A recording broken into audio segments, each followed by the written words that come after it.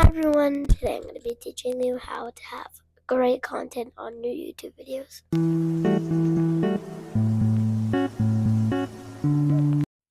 So firstly, you need a thumbnail. So thumbnails are great because they let people click on your videos. And I'm not good at thumbnails, but you can be if you just use like CapCut or something. You can make great thumbnails. Great content also means great topics. You need to have a great topic for a video or it won't get any views.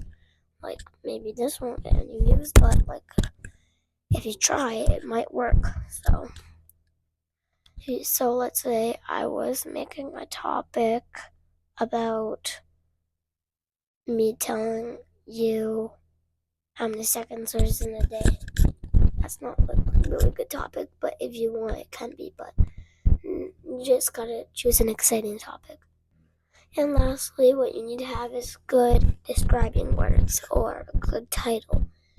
And you could use like a great description, trying to just like think, and like a good title, and all that stuff. Like you could describing words if you're gonna do that anyway. So